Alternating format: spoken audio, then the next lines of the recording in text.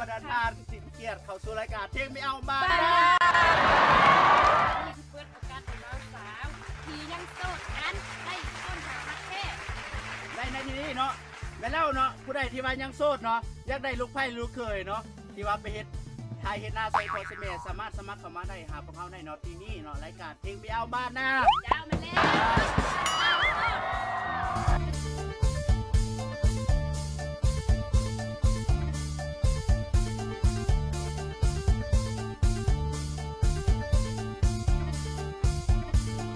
เอาที่เราสาวโสดของพวกเขาเนาะพบหน้าพบตาเราที่ยังขาดก็คือสาวโสดบาโสดพบกับบาโสด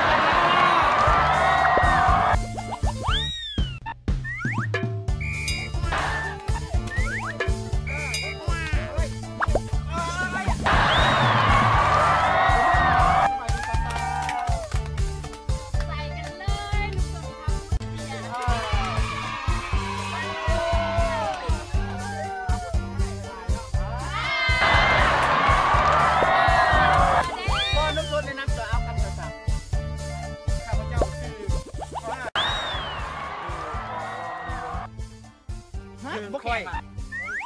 แม่นแล้วค่อยจะเป็นปริญญาแต่ผมเป็นปริญญาเด้อเอาละสาวๆเนาะถ้ามักผู้ชายคนนี้ฮะสุ่มไฟไว้บ่มักอ่ะครับไป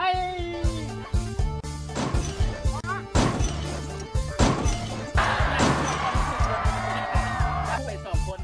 รู้สึกว่าเสียข้อหลายเป็นหลังแต่พอคนมาหลายคนบอกแม่นแล้วโอ้ยเนาะคนที่หลายเนาะที่นู่นเนาะอยากคือดับไฟเป็นอะไรสูงโพดเอ้ยมาคนเตี้ยมาเถอะ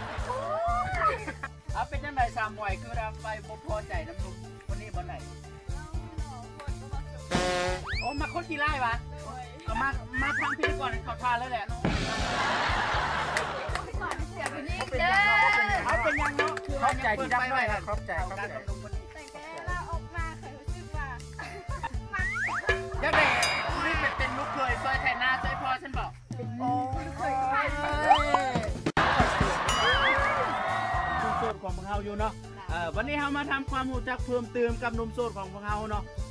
อย่าเฝ้าดับไฟจนกว่าพิธีกรจะให้สัญญาณเนาะข้าพเจ้าซื้อออนอาชีพหลักของข้าพเจ้าคือเฮ็ดให้ถึงสาวๆทั้งหากถ้าว่าพ่อแม่ข้างนอกต้องการมันอย่างเคียงจะเกิดจะเฮ็ดให้เฮ็ดหน้าซอยล่ะเลือกค่อยคือจนว่าไม่ได้กระตามจนว่าจะมีผู้ดับไฟไปแล้วกระตามแต่ยังเหลือ3สาวโสดเนาะที่บ้านเขายังหมักยังหักนะเจ้ายังไหนบ้านจะอยู่เนาะเป็นจังไดความรู้สึกพอใจบ่ตื่นเต้นหลายเป็นจังไดสาวๆยังเกิดมักเลยยังได้เป็นแม่ของลูกเลยแม่หลายอย่างไม่เห็นหน้าสวยเอาแล้วเนาะอำนาจความโสดอยู่ในมือของเราแล้วเนาะสาวๆไปยังมักยังหักนะตัวนุ่มคนนี้เนาะถ้าสูมไฟไว้แต่ยังบ่มักบ่หักเลยตัวนุ่มคนนี้ให้เยี่ยมไปสาวของเราคือแบบมีแต่เยี่ยมไปเลยเอาไปลองไปถามเขาเป็นเอาเป็นยังบ่ได้ไป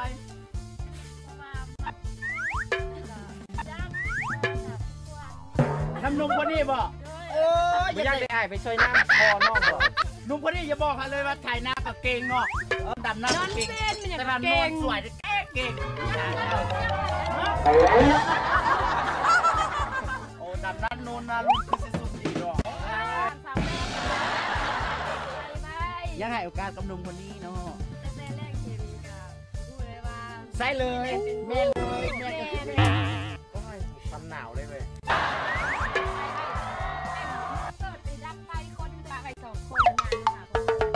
เอาขอเชิญนุ่มโสดเนาะ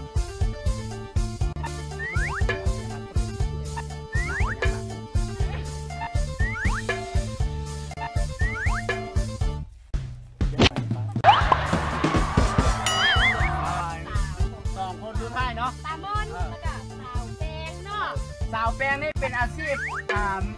นักธุรกิจค้าขายมันต้นเอาไปสำหรับสาวมอนเองก็เป็นเจ้าหน้าเพิ่นมีหน้ากว่างถึง2 เฮกตาร์กันเลยหนุ่มโสดของเราเนาะจะไปแล้วคงจะได้เห็นหน้าสมสาใจเลยเนาะแล้วหนุ่มโสดเรา2 สาว2 บุคลิกเรา2 อาชีพที่แตกต่างกันที่เจ้าลีบเดี๋ยวถามหนุ่มโสดเรามีคำถามเป็นอย่างเราที่ว่าจะถามกับสาวโสดของเราที่ว่าเจ้าเนาะตัดสินใจได้ง่ายขึ้นเจ้าสบายดีสาวเพื่อนสบาย าวมนเนาะที่ว่าทางเนาะ อ้ายยักษ์ถามพวกน้องสองคนว่าสาวมนกับสาวแป้งว่า เวลาอ้ายไปไถนา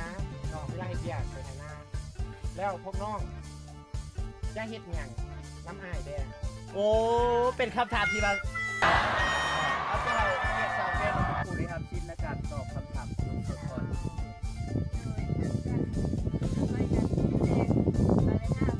ตำเจียวไปถ่ามาท่านบอกโอ้ยลวกมะแข้งมะเขือต้มเจียวมะแดงไปถ่าโอ้ยเป็นแต่แซ่บน้องบอมมากที่บอกอยากกินเลยครับ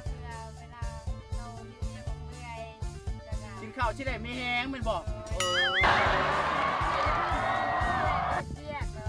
แล้วไปบอกไถ่ลาลุมนานูนที่สิสุขุมกันเนาะแล้ววันนี้มาถามสาวมึงเนาะคำถามของนุ่มโซดที่ว่าถามว่าเวลาเราไปไถ่นามาแล้วเจ้าที่เห็นอย่างข่าเราเนาะ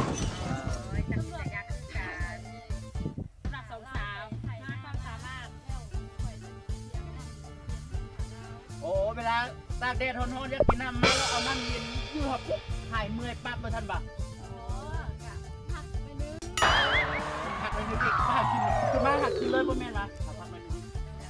อันนี้เป็นคำตอบของเขาเอาละนุ่มโซดของเราหวังว่าจะได้คำตอบที่ตัวเองเพิ่งเข้าใจแล้วกันหวังว่าจะได้แล้วเนาะสาว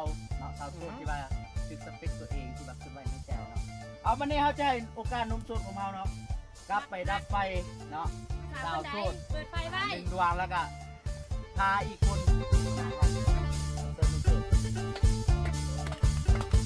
เอาไปจบดีเนาะ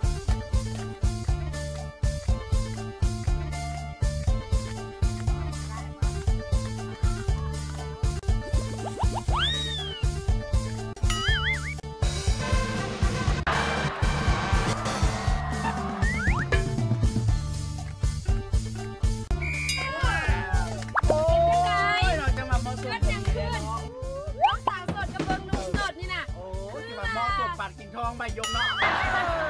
แยกทางกัน เอาละบ่มีอย่างไรไปเด็ดผักกา